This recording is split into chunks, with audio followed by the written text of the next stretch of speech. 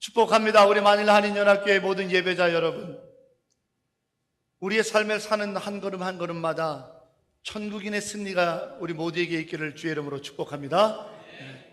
이 땅을 기왕 살아가면서 믿음을 갖고 사는데 패배자로 살면 어떡하겠습니까? 그래서 내가 패배자인지 승리자인지 잘 모르나요? 금양로에 올라오시면 알 수 있습니다. 요즘 금양로에서 더 빅토리 액션이라고 승리자는 이런 사람입니다라고 하는 설교를 계속해서 은혜로 나누고 있습니다. 그 말씀을 들으면서 내가 이런 부분에서는 승리하지 못하고 있구나. 인생이 한 번 죽는 것은 정해진 이치요, 죽음 이후에는 심판이라고 했습니다. 누구도 피해갈 수 없습니다.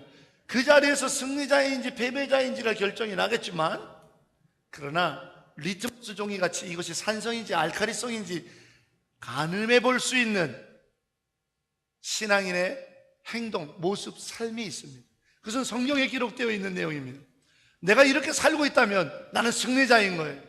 내 눈에 아무 증거 안 보여도 나는 승리자인 겁니다. 그러나 성경에 약속되어져 있는 삶을 살지 못한다면 나는 부유하고 나는 평안하고 나는 모든 걸 갖고 있는 것 같지만 그 심판대에서 패배자로 기록될 것입니다. 그것이 우리의 믿음이에요. 누가 부인해도 상관없어요. 누가 조롱해도 상관없어요. 그게 우리의 성경에 기록되어 있는 믿음이에요. 우린 그것 때문에 사는 사람들이에요. 여러분, 세상의 어떠함에 따라서 내가 이기는 자 같고 내가 패배하는 자 같고 제발 이러지 마세요. 세상의 어떠함이 아니라 하나님의 말씀에 의하여 내가 담대히 승리자의 삶을 살아가면 되는 것입니다. 그 같은 기쁨이, 그 은혜의 영광의 발걸음이 이 자리에서 예배하는 우리들의 한 걸음 한 걸음 주와 함께 동행하는 발걸음이 되기를 다시 한번 주의 이름으로 축복합니다. 우리 옆에 분에게 선포합시다. 당신은 승리자입니다. 아멘. 그러나 끊임없이 얘기합니다만 승리자라고 하는 이론으로 끝나면 안 됩니다. 체험되어져야 돼요. 칼바르트라고 하는 유명한 신학자가 있습니다. 이 사람이 우리나라 교계에 미친 영향은 무지 큽니다. 특별히 굳이 교단적으로 이렇게 구분하여 설명드리자면 장로교 쪽으로는 엄청난 영향을 미친 신학자 중에 한 사람입니다. 이 칼바르트가 크게 회개했던 계기가 있었어요. 그것을 오늘 제가 설교 요약 맨 앞에다 적어놨습니다. 그게 에든버러 대학에서 강의를 할 때 어떤 저녁 만찬이 있어서 택시를 탔더니 택시기사가 쪽복음, 요만한 작은 복음서만 갖고 있는, 마테마가 누가 복음서만 갖고 있는 쪽복음을 읽고 있는 거예요. 그 모습이 참 이뻐 보이기도 하고, 자기가 나름 유명한 신학자잖아요. 대학 교수잖아요. 한마디 좀 가르쳐주고 싶었던 마음이 쑥 올라왔어요. 바르트가 묻습니다. 신학적으로 어려운 말들 묻습니다. 대답을 못하죠. 그래서 신학적으로 이 중요한 개념 하나를 내가 오늘 이 택시 기사에게 가르쳐줘야겠다. 이 사람 오늘 복 받았구만. 이런 마음으로 얘기를 하려고 했더니 택시 기사가 말하는 거예요. 선생님이 누군지 제가 잘 모르고요. 또 선생님이 얘기했던 그런 내용들 잘 모릅니다. 또 성경에 써졌다라고 하는 히브리어나 헬라어나 이런 거 잘 모릅니다. 그러나 제가 한 가지 확실히 믿고 아는 게 있습니다. 이 성경은 나에게 주신 하나님의 약속이고 그 약속이 반드시 이루어진다는 것을 증표로 보여주기 위하여 예수님을 이 땅에 보내셨고, 그리고 그 예수님이 반드시 다시 오셔서 믿고 산 나에게 성경에 기록되어져 있는 많은 약속들이 내 것이었다라고 축복하실 날이 있다라는 사실을 나는 믿습니다. 이거면 되지 않습니까? 바르트가 그 이야기 듣고 자기의 오만방장함을 하나님 앞에 회개했던 작은 일화입니다.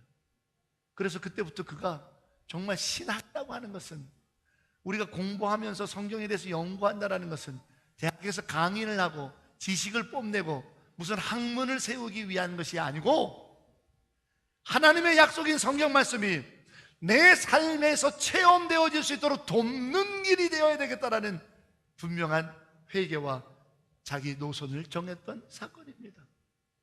여러분에게 여쭙고 싶습니다. 여러분 알고 있는 성경 지식이 얼마나 많든 적든, 성경 공부를 많이 했든 안 했든, 여러분이 교회에서 듣고 혹은 성경을 읽고 또 이렇게 서당께 풍어를 읊듯이 알게 됐던 하나님의 말씀이 여러분의 삶에서 체험되었습니까? 여러분의 삶에서 이루어지고 있습니까? 오늘 우리는 너무 많은 지식과 많은 아는 것으로 인해 신앙이 체험되어지는 것이 아니라, 기쁨이 아니라, 역사가 아니라 지식으로 끝나는 거예요. 저는 아시다시피 강원도에서 살았지만 고등학교까지 거기서 나오면서 한 번도 교육전도사님을 제대로 이렇게 맞아보거나 교육부목사님이 있어 본 적이 없어요. 교육전도사님이 한 분 계셨었지만 여자분이신데 그분이 거의 뭐 교회 행정만 하다가 가셨지.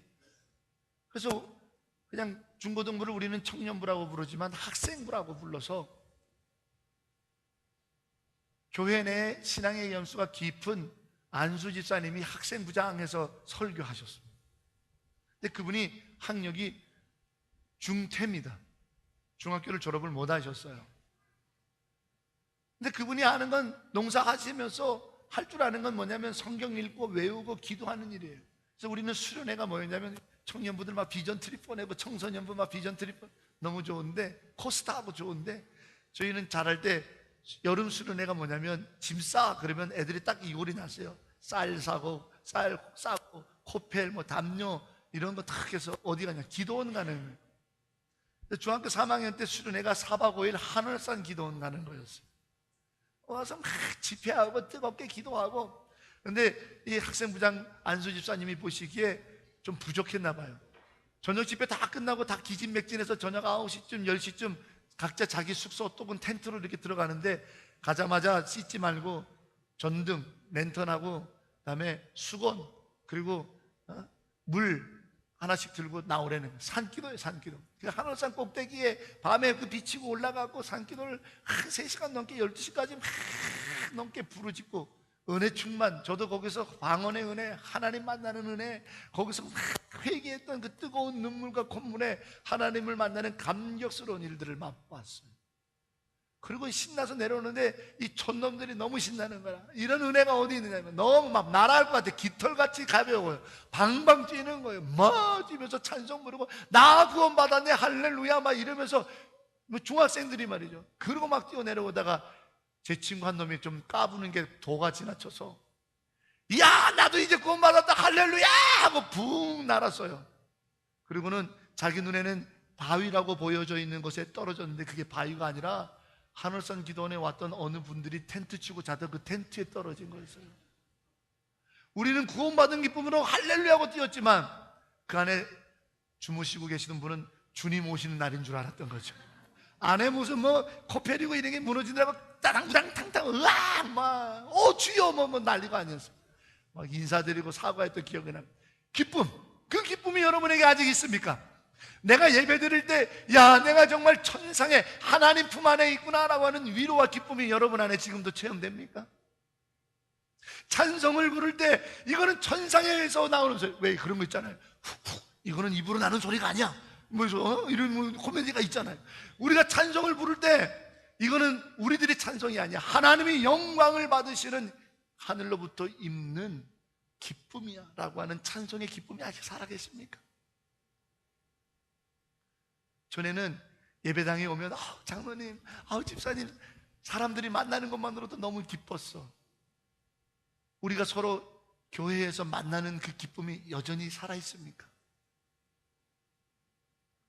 근데 그렇지 못하는 분들을 너무 많이 보네요. 예배가 그냥 감동이 사라졌어요.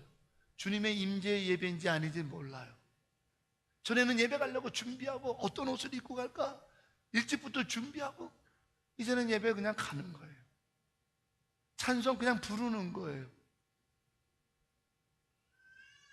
봉사 그냥 하는 거예요. 교회 가서 사람 만나는 거? 아니요. 꼴 보기 싫은 사람들이 하나씩 늘어나기 시작해요. 우리의 신앙이 왜 냄비 현상이 되고 말았나요? 냄비 현상 아시죠? 보글보글 막 끓다가 이내 확 식어버리는. 왜 냄비 현상이 일어났나요? 불이 꺼졌기 때문이죠. 불이 계속해서 열을 공급한다면 냄비는 계속 뜨거울 거예요. 뭔가 우리의 신앙에 문제가 생기고 신앙이 지식으로 남고 신앙이 이론으로 남고 신앙이 그냥 말로만 남았지, 그 신앙, 예수 십자가 보혈에 인하여서 내가 강력하고 예수 십자가 보혈의 은혜로만으로도 충분하고 예수 십자가 보혈만으로도 내가 오늘을 살아갈 수 있다라고 하는 담대했던 믿음의 선포가 사라졌다면 여러분의 불이 꺼진 거예요. 불이 꺼진 거예요. 그래서 우리의 신앙은 냄비처럼 식어버린 거예요. 여러분, 언제까지 우리의 신앙이 이렇게 지식으로만, 이론으로만, 추억으로만 남아 있어야겠습니까? 아무것도 끓여볼 수 없고 아무것도 만들 수 없는 상황 아니죠. 날마다 뜨겁게, 날마다 새롭게, 날마다 향기롭게, 날마다 하나님께서 행하실 일들을 기대할 수 있는 그 믿음의 사건 말입니다. 그것이 오늘 우리 신앙에서 왜 사라졌나요? 우리의 신앙이 삶이 되지 않고 우리의 신앙이 익숙한 그냥 한날 한날의 일과가 됐기 때문이에요. 우리의 신앙이 우리에게 이 성령에 주셨던 성령의 약속이 내 삶에서 기대되어지고 믿어지고 이루어질 수 있다라고 하는 그 놀라운 사건을 목격하기보다 그냥 아는 지식이 된 거죠. 설교, 오늘 여호수아 알고 있는데요. 서로 사랑하라, 늘 교회에서 하는 얘기. 다음 세대를 위해서 헌신합시다. 우리 목사님은 맨날 다음 세대만. 그냥 그렇게 가는 거예요. 이게 왜 우리에게 하나님께서 이것을 명하시는지에 대한 뜨거운 눈물이 없어요. 여러분, 창세기 17장에 보면 하나님께서 아브라함에게 할례를 행하라 그랬어요. 왜요? 이것이 너희와 나 사이에 맺어진 언약의 증거라고 그랬어요. 그러니까 이스라엘 백성이 할례를 하면서 뭘 해야 돼요? 야, 너는 언약의 자녀야. 하나님께서 너에게 약속이 있어. 하나님의 계획이 있어. 하나님의 축복이 있어. 하나님이 너의 하나님이야. 너는 하나님의 자녀야라고 하는 그 약속의 내용 때문에 할례를 하는 거잖아요. 그런데 세월이 지나가요. 할례만 남았어요. 왜 할례를 하는지 모르겠어요. 그냥 아버지가 아들을 해줬고 그랬으니까 아들이 커서 자기 아들도 하는 거야. 형식만 남았어요. 지식만 남았어요. 그냥 그렇게 하는 행동만 남았지 그 안에 있는 하나님의 약속이 뜨겁지 않아. 하나님, 내 아버지에게 약속하셔서 축복하셨던 그 하나님의 은혜가 할례를 통해 나에게도 와서 내가 이 평생 이렇게 기쁘게 살았잖아요. 하나님, 내 자식도 이제 할례를 합니다. 하나님의 약속이 내 자녀에게도 이루어지게 해달라고 뜨거운 눈물로 약속을 붙들었던 할례가 아닌 거예요. 그냥 하라고 하니까 하는 거예요. 예배하라니까 하는 거예요. 그냥 봉사하니까 그냥 똑같은 일이니까 하는 거예요. 로마서 2장에 사도 바울이 말합니다. 왜 너희의 율법이, 왜 너희의 그 할례를 행하라고 하는 하나님의 명령과 하나님의 말씀이 그냥 문서화, 조문화 되고 말았느냐?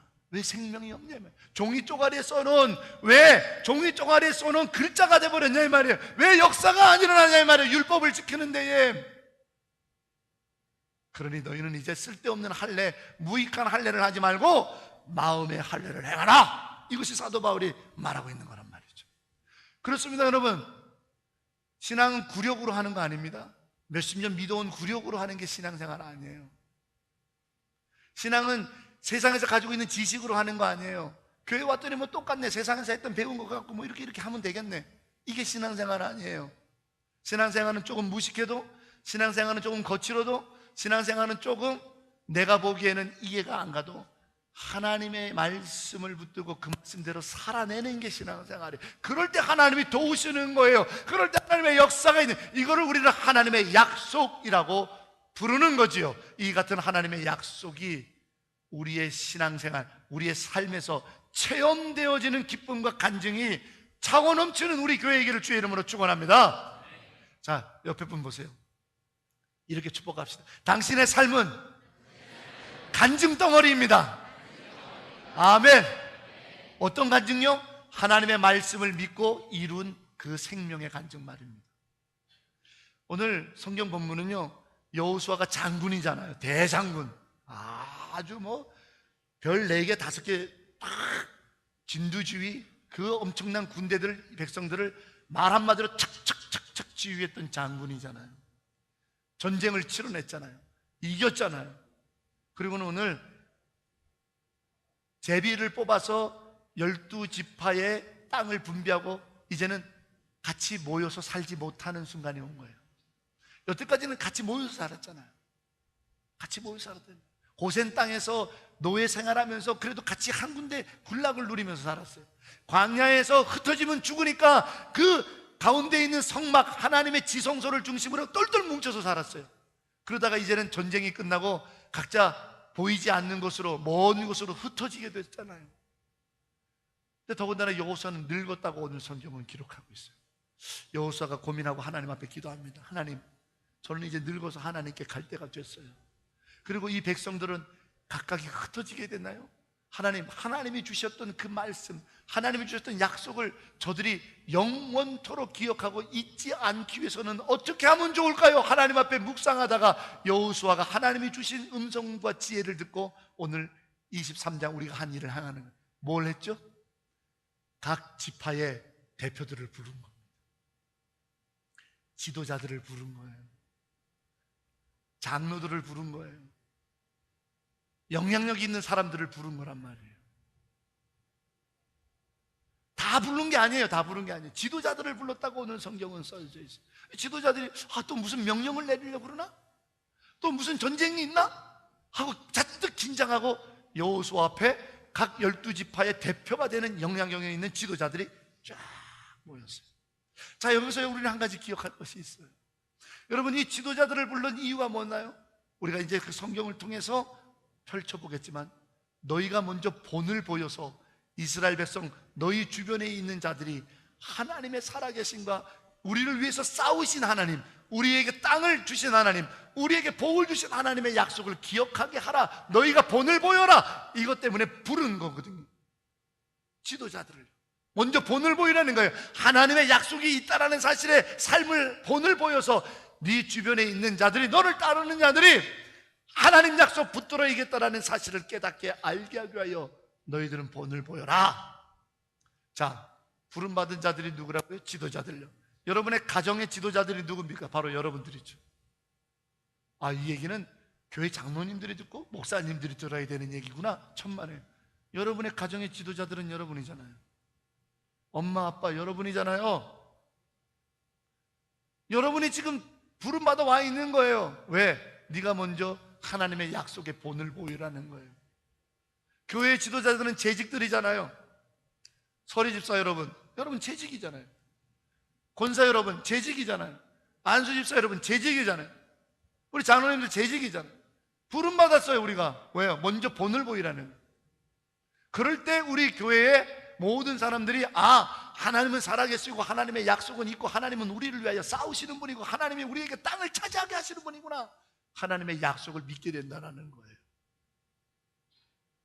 우리 먼저 부름받은 자잖아요. 세례받고 먼저 우리 예수 믿게 됐잖아요. 이제 초신자들 옆에 계세요. 교회에 이제 처음 오신 분들도 우리 교회에 지금 이 자리에 있어요. 이분들이 봐요. 정말 하나님이 살아계신 대로 살고 있나? 근데 보니까 하나님이 살아계신 것을 못 보겠는 거야. 먼저 믿고 있는 사람들한테.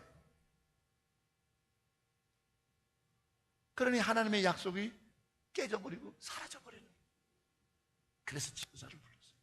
여러분, 리더라고 부르는 지도자들은요, 세상에도 있어요. 근데 세상의 지도자들은 어떻게 하는 줄 아세요? 지도자, 리더들이라는 것은 여기 청소년 다 들었어요.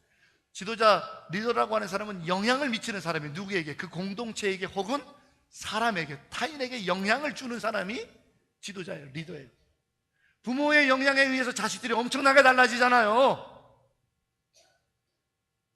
교회에 목사 장로들이 맨날 들이고 싸우면 교회가 완전 풍지박산 나잖아요. 그러나 교회가, 당회가 늘 은혜 놓고 기도하고 찬송하고 연합하면 교회 분위기 달라지잖아요. 부름받은 자들이 어떻게 하냐에 따라서 달라지는 건 사실이잖아요. 우리 뭐 아닌 척 긴 척 하지 말자라는. 근데 세상의 지도자들은 어떻게 해요? 어떤 영향을 미쳐요? 돈으로 영향을 미치려고 해요. 사람을 돈으로 어떻게든지 움직이려고 돈 갖고 해요. 사람에게 영향 미치는 방법이 세상은 돈이에요. 사람에게 영향을 미치려고 하는 것은 자리예요, 권력이에요. 상사가 돼가지고 어떻게든지 그걸로 사람에게 영향을 미쳐요. 좋든 싫든. 사람에게 영향을 미치는 세상의 지도자들은요, 우리 독재자들을 본 것처럼 무력으로 사람에게 영향을 미치고 공동체에 영향을 미쳐요. 또 간혹 그 훌륭한 인품과 지식과 학식으로 세상에 영향을 미치는 사람들이 있어요. 그게 세상의 리더들이에요. 교회는 성경 66권을 다 외우는 사람이 영향을 미쳐야 되나요? 지식으로? 세상에서 사장님, 석박사로 부르는 사람들이 그대로 와갖고 그걸로 여기를 미치는 건가요? 교회가? 아니에요. 신앙의 리더는요, 딱 하나로 공동체에 영향을 주고 다른 사람에게 영향을 주는 거예요. 그게 요한복음 21장에 갈릴리 바닷가에서 예수님이 하신 일이에요. 부활하신 예수님이 갈릴리 바닷가에 베드로를 찾아왔어요. 요한의 아들 시몬아, 내가 나를 사랑하느냐? 베드로가 대답하죠. 예수님이 아시잖아요. 그래, 고맙다. 내 양을 먹여라. 끝나는 줄 알았어요. 예수님이 또 물어요. 요한의 아들 시몬아, 내가 나를 사랑하느냐? 베드로가 갑자기 거기서 가슴이 콩닥콩닥 뛰는 거예요. 내 말을 못 들으셨나? 아니면 다시 한번 재차 확인하기 원하시나? 주님 아시잖아요. 제가 주님 사랑하는 거. 고맙다. 내 양을 치라. 끝나는 줄 알았어요. 근데 예수님이 또 물어요. 요한의 아들 시몬아, 내가 나를 사랑하느냐? 베드로가 그때 통곡하고 우는 거예요. 왜 세 번 물으셨는지 그때 깨달은 거예요. 베드로가 닭 울기 전에 3번 주님을 부인하고 저주했잖아요. 주님이 알고 계신 거예요. 주님은 모를 줄 알았어요. 부활하신 주님이 오기는 왔지만 내가 저주까지 한 거 설마 아시고 계실 거라고 몰랐어요.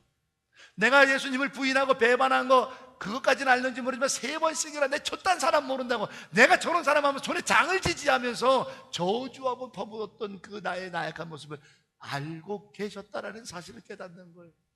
그런데 질책하지 않으세요. 나무라지 않으세요. 화내지 않으셨어요. 욕하지 않으셨어요. 고맙다고. 그러면서 당신의 양떼를 맡으래요. 먹여주래요.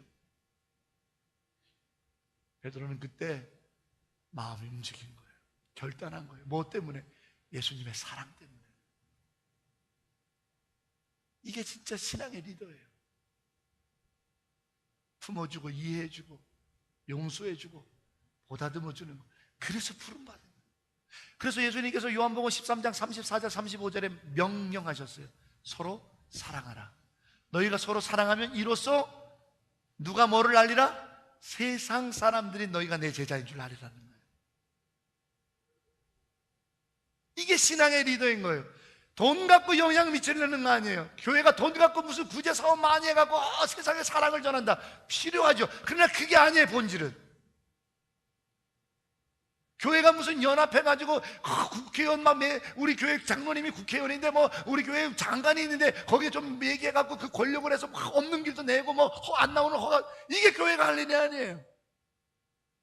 그렇게 세상에 영향을 미치라는 게 아니에요. 교회가 세상에 영향을 미치는 방법은 주님처럼 사랑하라 하신 거예요. 그게 세상의 리더와 구별된 하나님의 리더를 부르신 이유잖아요. 부모를 세우신 이유가 뭐예요? 자식을 매질해서 가르치라고요? 아니요. 자식을 돈으로 막 만들라고요? 아니요. 어떻게 해주라고요? 사랑해주라고요. 자식을 사랑해줄 사람이, 내 자식을 나만큼 사랑할 사람이 누가 있어요? 사랑으로 이 자녀들을 길러내라는 거예요. 그게 부모잖아요. 그게 하나님이 부모로 세워주신 리더잖아요. 교회도 마찬가지잖아요. 교회도 마찬가지. 제가 교회 학교에 우리 부교육자들에게 영적 질서를 딱 줬어요. 뭐냐? 우리 장소 공간이 협소하다. 그러니 같은 시간에 동일한 장소에서 뭔가를 사역을 계획하면 나이 어린 부서가 먼저 하는 거다. 그게 우리 교회 학교의 원칙이에요. 유치부하고 청년부가 동시에 신청했어요. 그러면 유치부가 쓰는 거예요. 그게 우리 교회 학교 지금 원칙이에요. 제가 부임한 일에. 그러면 성도 간에 불편한 일이 벌어지면 누가 사과해야 돼요? 예, 직분 받은 자가 먼저 사과해야 돼요. 직분 받은 자가 먼저 사과해야 돼요. 그게 하나님의 원칙이에요. 그게 사랑의 리더예요. 그거를 하라고 오늘 부르신 거예요. 오늘 부르시잖아요. 교회의 지도자들을 부르셨다 이 말이에요. 그 집안의 지도자들을 부르셨다 이 말이에요. 그리고서 하시는 얘기가 뭐냐면 여호수아의 입술을 통해서 너희가 본을 받으라. 그렇게 부름받은 우리 신앙의 리더들이에요. 우리가 이제 어떻게 행하느냐, 우리가 무엇을 감당하느냐, 어떻게 감당하느냐에 따라서 교회는 판도가 달라질 것이고 복음의 역사는 달라질 것이고 우리 집안의 하나님의 약속은 다르게 역사하게 될 것이에요. 저는 바라고 선포합니다. 세상의 많은 교회 중에 만일 한인연합교회만큼 세상의 많은 믿음의 권속들 가정 중에 이 재단에서 예배하는 믿음의 권속들 가정들만큼 하나님의 약속을 풍만하게 누리는 승리자가 없다라고 하는 찬송을 부를 수 있는 우리였으면 좋겠어요. 그러려면 내가 먼저 본을 보여야 돼요. 거기에 하나님의 약속이 임하는 거예요. 저는 오늘 본문을 가지고 두 가지의 본을 보이라고 했던 하나님의 명령을 여러분에게 전달하겠습니다. 마음에 새기셔서 야, 내가 이런 본을 보이라고 부모가 됐구나, 내가 이런 본을 보이라고 재직이 됐구나, 내가 이런 본을 보이라고 먼저 믿은 자 됐구나, 내가 이런 본을 보이라고 우리 둘 사이에 그래도 내가 형님 됐구나 라는 사실로 받아들이세요. 다시 한번 말씀드립니다. 이런 본을 보이라고 재직되신 거예요. 이런 본을 보이라고 부모 되신 거예요. 이런 본을 보이라고 나이 한 살 더 먹고 형님 되고 언니 된 거예요. 이런 본을 보이라고 먼저 부름받아 세례받고 예배하지 않은 자가 된 겁니다. 오늘 이 두 가지를 말씀을 통해 함께 나누겠습니다. 먼저 오늘 본문 여호수아 23장 6절을 읽어보겠습니다.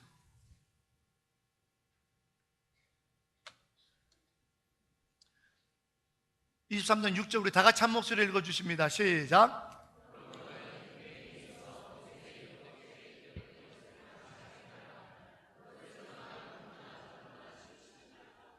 아멘. 지켜 행한 것, 내가 이렇게 너희에게 일러준 것을 지켜 행하라 이렇게 말씀하고 이것을 본을 보이라는. 그런데 지켜 행하라고만 하신 게 아니라 크게 힘써 지켜 행하라는 거예요.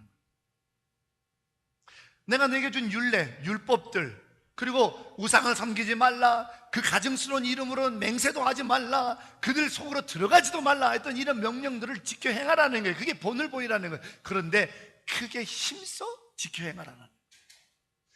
강조의 의미도 있을 겁니다. 그러나 이 크게 힘쓰다라는 말을 우리는 주의해서 들어야 돼요. 왜? 본을 보여야 될 가정의 리더된 부모고 교회의 리더된 재직이고 누군가보다는 먼저 신앙생활을 하게 된 앞선 자이기 때문이에요. 크게 힘써서 지켜 행해야 된다는 거예요. 여러분, 크게 힘쓰다라는 말을 오늘 성경은 우리에게 들려주는 것은 바로 마음을 다하라는 얘기입니다. 할 수 있습니다. 그러나 마음을 담지 않고 부모 노릇 할 수 있습니다. 마음을 담지 않고 재직 노릇 할 수 있습니다. 마음을 담지 않고 목사 노릇 할 수 있습니다. 그러나 거기에는 어떠한 하나님의 약속도 이루어지지 않습니다. 하나님이 원하시는 것은 내 마음을 다하고 내 뜻을 다하여 주 너의 하나님의 계명을 지켜 하나님을 사랑하는 일이에요. 늘 마음을 다해달라고 했어요. 왜? 하나님은 마음을 감찰하시는 분이시니까. 우리의 세상에 어떠함으로 하나님을 사랑하는 거 아닙니다. 화려함으로 내가 할 수 있는 모든 걸 동원해서 정말 부러워하고 입이 떡 벌어질 정도의 뭐를 만들어서 하는 거 아니고 마음이 빠지면 소용이 없다 이거예요. 그러나 하나님께서 우리의 세상에 그 어떠함은 없더라도 내 마음이 담겨있다. 여러분, 우리는 이 사실을 예수님께서 성전에서 연복에 동전 2렙돈을 넣는 한 남편을 일찍 여인의 헌금을 칭찬하신 데서 볼 수 있습니다. 성전에는 연복회가 있어요. 그 연복회는 구제 헌금함이라고 보시면 됩니다. 쉽게 얘기하면 어려운 이들을 돕는 헌금함이에요. 그거 사람들이 모르지 않아요. 근데 이 여인이 남편을 일찍 잃은 여인이라고 성경은 쓴 미망인이라고 쓰고 있어요. 그 여인이 몰래 조심스럽게 와서 그 연복에 구제 헌금함에 동전 2개를 넣는 거예요. 여러분, 이 상황은 우리가 납득이 안 되는 겁니다. 왜? 2000년 전에 남편을 일찍 잃은 미망인이 살아가기가 쉽지 않은 땅이에요. 오늘날에도 남편을 일찍 잃은 여인이 홀로 삶을 지탱한다는 것은 쉬운 일이 아니에요. 아직도 편견과 어떤 나쁜 시선으로 보는 경향성들이 남아있고요, 뿐만 아니라 2000년 전에 더했어요. 2000년 전에 그들의 사고방식에서는 남편을 일찍 잃은 것을 뭐라고 했어요? 죄라고 여겼어요. 그걸 우리는 나오미에서 알 수 있죠. 구약성경 룻의 시어머니 나오미가, 그 나오미라는 이름 자체가 기쁨이라고 그랬는데 고향 땅에 와서 나를 나오미라고 부르지 말라고, 나를 마라라고 부르라고, 나는 쓰디 쓴 여인이라고, 죄악을 씹는 여인이라는 말이에요. 2000년 전에 이 여인은 남편을 일찍 잃은 미망인이에요. 근데 이 여인이 하나님 앞에 드린 재물이 연복에 구제 헌금함에 넣는다는 걸 이 여인이 모를 리가 없어요. 자기도 딱한 처지 주제에 구제 헌금을 해달라고 동전 2입을 넣는다? 근데 예수님은 그녀의 헌금을 칭찬하시면서 전부를 드렸다라고 말합니다. 아, 재산 다 팔아서 내면 예수님은 역시 좋아하는구나. 천만에요. 그런 뜻이 아니에요. 무슨 말이냐? 이 여인은 아픔을 알고 마음을 담은 거죠. 나처럼 힘든 사람이 사는 것이 얼마나 어렵다라는 것이 압니다. 유대인들이 로마의 식민지하에 있는 겁니다. 남편을 일찍 잃은 미망인이 식민지에서 사는 삶입니다. 쉽지 않죠. 그러나 그 여자는 살아내고 있어요. 버티고 있어요. 왜요?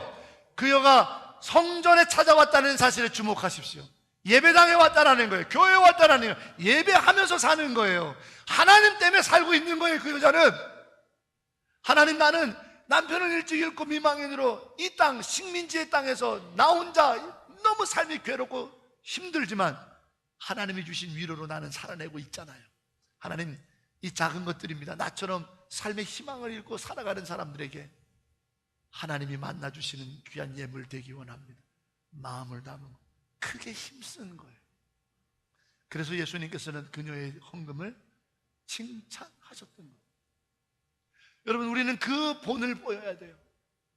마음을 담은 예배요, 마음을 담은 봉사요, 마음을 담아서 크게 힘써서 자식이 보고 있고, 늦게 신앙생활하는 자들이 보고 있고, 직분자로서 성도들이 보고 있으니 내가 어떻게 마음을 담아서 이 직분을 감당할 수 있을까? 내가 어떻게 하나님을 기뻐할 수 있도록 내가 마음을 다하여 찬송할 수 있을까? 내가 마음을 다하여 이 사명 다하나? 내가 마음을 다하여 예배를 드릴 수 있을까? 나의 마음을 담아 크게 힘써서 지켜 행하는 그 본을 보고 너희 백성들이 여호와가 살아계시고 여호와의 약속이 이루어진다는 것을 믿게 하라는 거죠.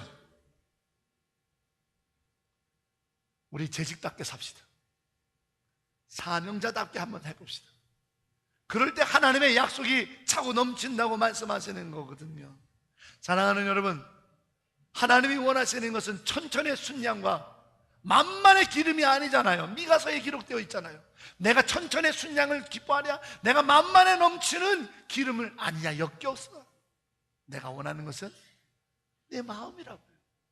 그래서 마음을 감찰하신다고 그러는 거예요.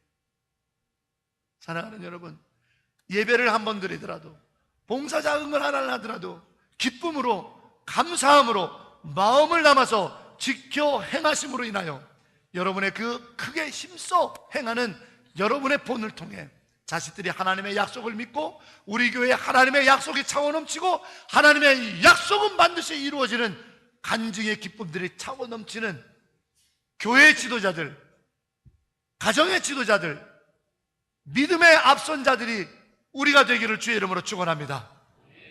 옆에 분 보시죠. 하나님은 당신의 마음을 기뻐하십니다. 아멘. 자, 우리 찬양단 나와주시고 한 가지만 더 보겠습니다. 11절 같이 읽어볼까요?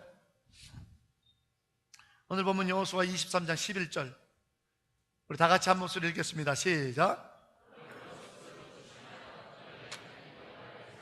아멘. 한 번만 더 또박또박 읽을까요? 시작.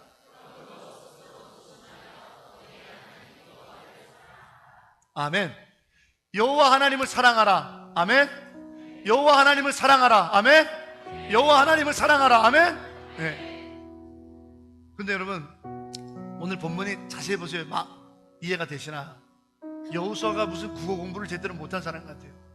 여호와를 사랑하라 그러려면 어떻게 얘기해야 되냐면, 오히려 크게 힘써 여호와를 사랑하라. 그러니까 마음을 다해서 여호와를 사랑하라는 말이죠. 또 너 최선을 다해서 여호와를 사랑해라, 뭐 이렇게 해야 돼요. 근데 여호와를 사랑하는데 어떻게 사랑하라고 써 있어요? 스스로 조심하여. 납득이 되세요? 스스로 조심하여 여호와를 사랑하래요.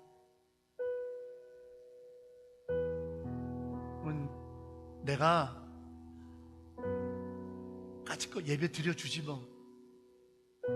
내가 예배 드려주는 거 아니에요, 여러분. 내가 성가대 해주지 뭐. 성가대 해주는 거 아니에요. 집사 맡아주지 뭐.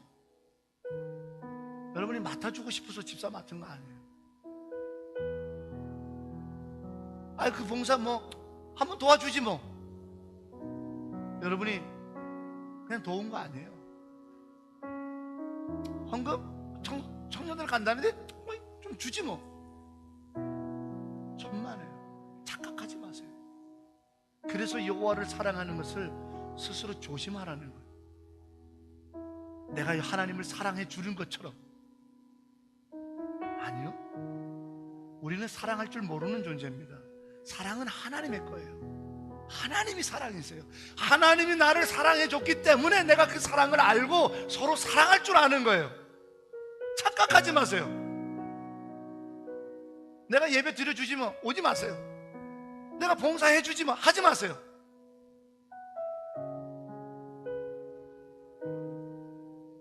하나님이 노여워하세요. 여러분, 자식이 부모님 좀 사랑해 주지 뭐. 아니요, 부모님 사랑을 알기 때문에 사랑하는 거예요. 먼저 그 사랑을 받았기 때문에. 스스로 조심하세요. 자식들 잘난 체 하지 마세요. 여러분들이 뭔가 나와가지고 부모님 용돈 드리고 천만에요. 부모님의 그 생명을 찢는 사랑이 있었기 때문에 내가 부모님께 그 사랑을 보답할 수 있는 거예요. 그래서 여호와를 사랑하는 것은 스스로 조심하라는 거예요. 내가 무슨 주인이냐, 내가 여호와가 너무 불쌍해서 좀 사랑해 드리느냐, 그래서 예배 드려주는 거냐, 그래서 좀 교회 봉사 좀 해주느냐, 천만에요. 우리 교회 사역 아무것도 안 해도 상관없어요. 우리 교회 청정교사 예배자 아무도 상관없어요. 그래도 예수님은 길가에 돌들로 일어나 찬양받고 영광 받으시는 분이에요. 내가 뭐 대단히 여호와를 영광, 천만에요. 착각하지 마세요. 그가 우리를 사랑해 주셨기 때문에, 그가 우리에게 사랑을 주셨기 때문에 내가 여호와를 사랑하는 일이 스스로 조심해서 교만하지만 그 은혜를 먼저 기억하고, 주님 내가 사랑합니다. 요한복음 21장 갈릴리 바닷가에 부활하신 주님을 만났던 베드로처럼 말이에요. 내가 지도자로 부름받았어, 내가 뭔가 자격이 있어서 된 것처럼 착각하지 마세요. 그분이 나를 삼아 주셨기 때문에 부모가 된 거고, 교회 재직이 된 거고, 예배자가 된 거예요. 그래서 여호와를 사랑하는 것은 스스로 조심하는 거예요. 내가 주인이 아니에요. 아프리카 우간다에 지금부터 32년 전에 대한민국 선교사로는 최초로 선교사로 가신 분이 계세요. 김정윤 선교사님.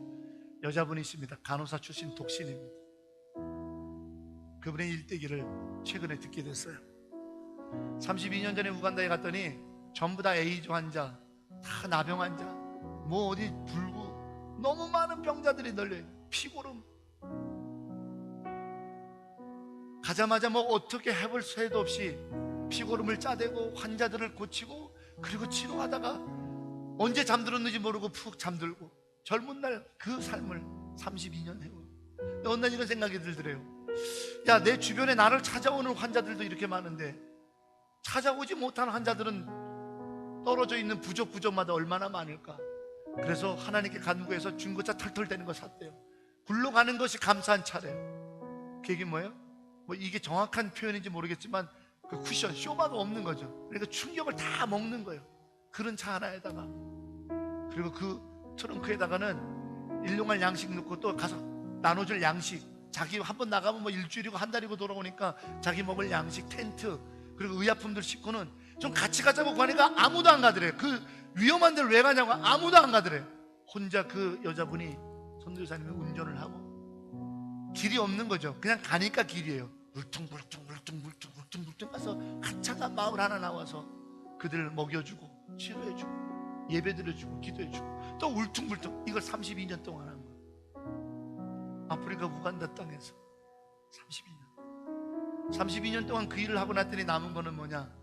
주변에 많은 사람들이 예수를 믿게 됐고, 간호사관학교를 만들어서 복음으로, 의료기술로 간호사들을 양성하고, 에이즈가 많이 예방교육을 통해서 없어지고, 교회들이 곳곳에 생기고, 교회 지도자들을 세우고, 목사들, 현지 목사, 이것 외에 하나가 남았는데 자기 척추 사이에 있는 모든 연골들이 다 닳아서 척추 측만증, 일어나지를 못해요. 휠체어에 걷지는 못하고 휠체어에 간신히 앉아서 한 20분. 이 선교사님의 소원이 예배드리는, 예배당에 갈 수가 없는 거예요.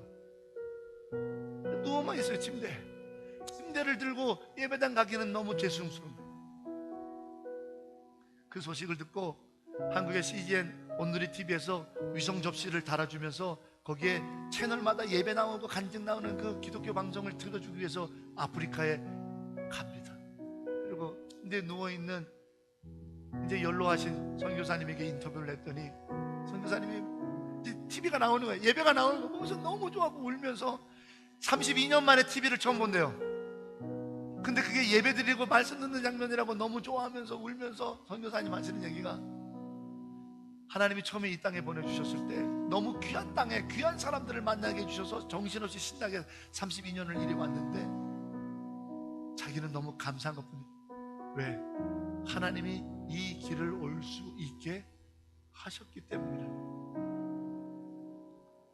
그 소식을 들은 한국의 서울에 있는 모 교회에서 거액을 들여 그분을 누운 상태로 거기서 비행기로 모시고 와서 수술을 다 전액 해드려서 예전같이 건강하지는 않지만 그래도 일어서서 거동하시고, 김종규 선교사님 고맙다고 인사하시면서 다시 그 땅으로. 왜? 하나님이 섬길 수 있게 힘주셨으니, 하나님이 섬길 수 있도록 수술받게 해주셨으니 다시 간다라는 거예요. 내가 32년 동안 이걸 해왔는데가 아니라 32년 동안 하나님께서 나로 이 일을 해나게 하셨다. 내가 예배 드려주는 거 아닙니다. 내가 찬송 불러주는 거 아닙니다. 내가 봉사해주는 거 아닙니다. 내가 사랑해주는 거 아닙니다. 내가 용서해주는 거 아닙니다. 내가 화해해주는 거 아닙니다. 그분이 나를 용서해 주셨고, 그분이 나를 사랑해 주셨고, 그분이 나를 자녀 삼아 주셨고, 하나님께서 나를 약속으로 채워주셨기 때문에 하는 거예요. 그러므로 너희는 스스로 조심하여 여호와를 사랑하라. 이 본을 보일 때 우리 가정에는 하나님의 약속이 살아있습니다. 이 본을 보일 때, 이 본을 보이는 재직들이 있을 때, 만일 한인연합교회는 위대하시고 전능하시고 죽은 자도 살리시고 없는 것도 있는 것으로 부르시는 창조주 여호와의 약속이 반드시 이루어지는 줄로 믿습니다. 이것이 우리의 믿음이요, 이것이 우리의 간증이요, 이것이 찬송입니다. 사랑하는 여러분, 크게 힘써, 그리고 스스로 조심하여 여호와를 사랑하라. 이 본이 너희로부터 시작되어 하나님의 약속의 물줄기가 내 자녀들에게, 이 교회의 후손들에게 충만하게 하라. 이 일에 쓰임받는 재직들, 각 가정의 부모들, 믿는 우리들이기를 주의 이름으로 축복합니다.